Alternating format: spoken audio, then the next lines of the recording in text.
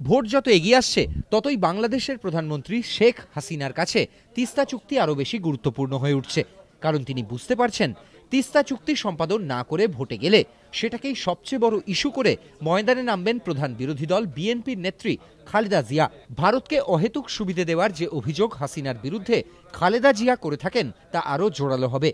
এই পরিস্থিতিতে নয়াদিল্লির উপর চাপ বাড়াচ্ছে ঢাকা।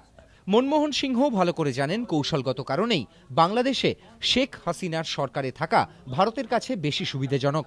কারণ খালেদা জিয়া সম্প্রতি দিল্লি ঘুরে গেলেও বিএনপি এবং তার সহযোগী জামাতের ভারত বিরোধী মনোভাব সর্বজনবিদিত। কিন্তু তিস্তা চুক্তি সম্পাদিত হওয়ার পথে সবচেয়ে বড় বাধা মমতা বন্দ্যোপাধ্যায়। বাংলাদেশ যে পরিমাণ জল চায়, রাজ্যের স্বার্থে তা দিতে নারাজ মুখ্যমন্ত্রী। এই পরিস্থিতিতে গত বছরের সেপ্টেম্বরে প্রধানমন্ত্রীর বাংলাদেশ সফরে তিস্তা চুক্তি স্বাক্ষরিত হওয়ার কথা থাকলেও মমতা বেঁকে বসাতেই তা সম্ভব হয়নি।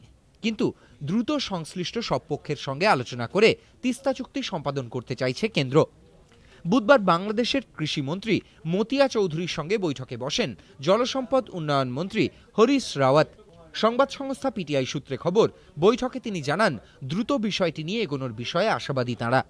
প্রথমে দুদেশের মধ্যে 15 বছরের জন্য অন্তর্বর্তী চুক্তি হওয়ার কথা, তারপর জল পরিমাপ করে একটি দীর্ঘকালীন চুক্তির বিষয়ে আলোচনা হওয়ার কথা। কিন্তু শেষ পর্যন্ত তিস্তা চুক্তির ভাগ্য কি হয় তা অনেকটাই মমতা বন্দ্যোপাধ্যায়ের ওপরই নির্ভর করছে বলে মত ওয়াকিবহাল মহলের। বিশেষ করে কেন্দ্রের সঙ্গে মমতার চরম সংঘাতের পর মীমাংসার সম্ভাবনা ক্ষীণ বলেই মনে করছে তারা। এবিপি আনন্দ।